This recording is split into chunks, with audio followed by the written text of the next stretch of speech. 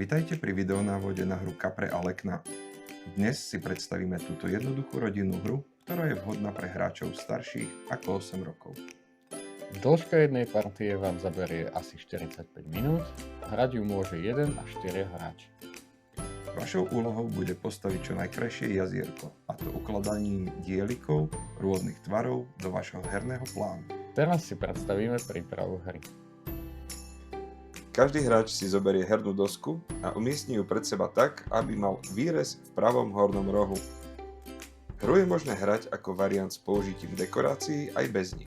My si predstavíme variant s dekoráciami, a teda do hernej dosky každého hráča umiestnime kartu jazierka stranou A nahor.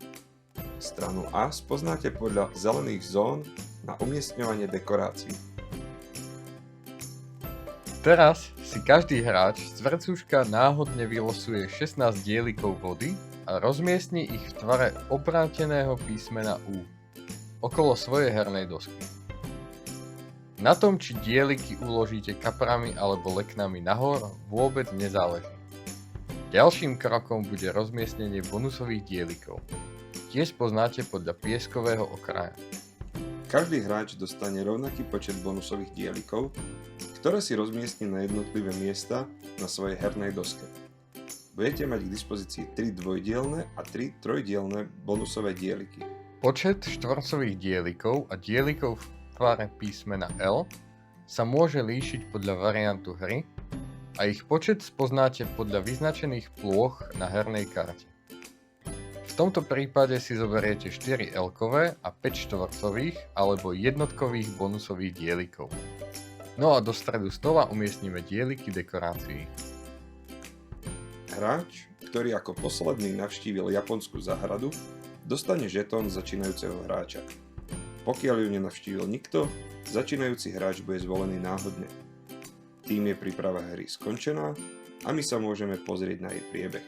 Cieľom hráčov bude získať čo najviac bodov.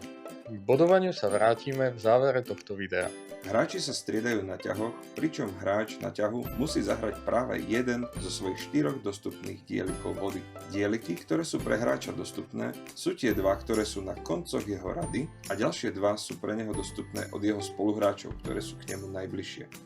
Stále platí, že hráč môže zahrať iba jeden dielik z konca rady. Hráč sa rozhodne pre niektorý z dostupných dielikov a môže ho zahrať kdekoľvek na svoju hernú plochu.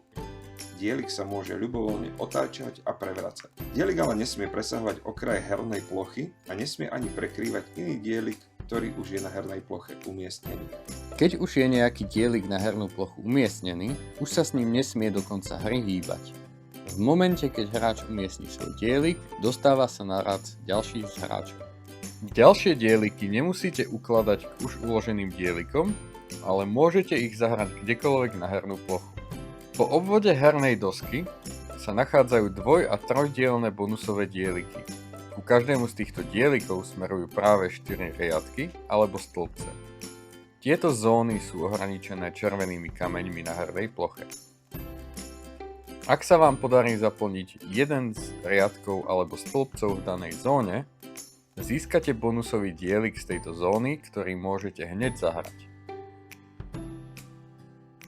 Ak sa vám podarí zaplniť ďalší riadok alebo stĺpec v zóne, odkiaľ ste už bonusový dielik zobrali, žiaden ďalší už nedostávate.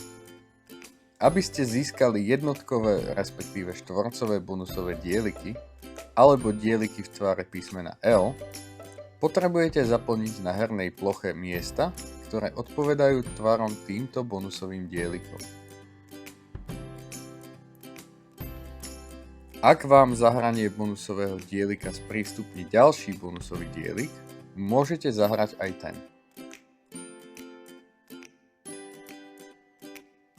Zároveň, ak ho ale nechcete hneď použiť, viete si ho odložiť na voľné miesto na pravej strane herného plánu.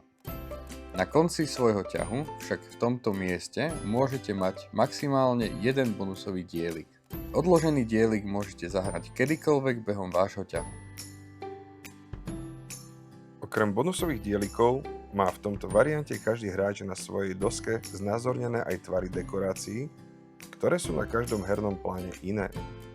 Aby ste danú dekoráciu získali, potrebujete obklopiť toto pole dielikmi vody alebo bonusovými dielikmi. Rohy dekorácie po diagonále zaplnené byť nemusia. Ak sa vám nedarí dekoráciu obklopiť, môžete cez ňu umiestňovať ostatné dieliky.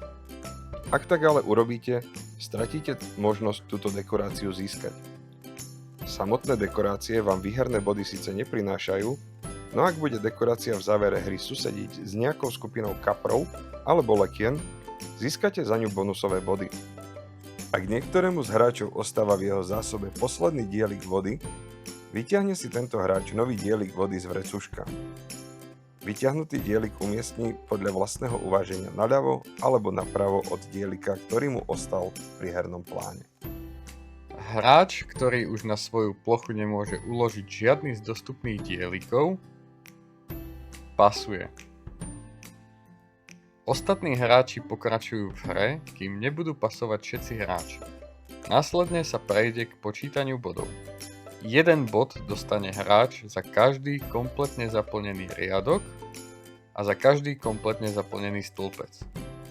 Maximálne tak viete získať 24 bodov. Za každú skupinu kaprov a každú skupinu lekien o veľkosti 7 a viac polí získate 2 výherné body. Pozor! Do skupiny sa nepočítajú lekna a kapry susediace diagonálne. Bodované skupiny lekien a kaprov, ktoré susedia s dekoráciou, dostanú plus 2 body za každú dekoráciu. Stačí, ak bude dekorácia susediť s jedným symbolom zo skupiny, avšak ak je umiestnená diagonálne, nepočíta sa ako susediaca. Každý hráč si spočíta svoje body a ten, kto ich získal najviac, sa stáva víťazom hry. A to je všetko. Dnes sme si ukázali, ako poskladať čo najkrajšie jazierko v hre Kapre a lekná. A veríme, že sme pravidlá prešli dostatočne zrozumiteľne. Ak by ste ale mali otázky ohľadom pravidel hry, niečo ostalo nejasné, alebo by ste sa len chceli podeliť o svoje herné zážitky, pokojne nám napíšte. Vidíme sa na budúce pri ďalšom videonávode. Majte pekný večer. Ahojte. Ahojte.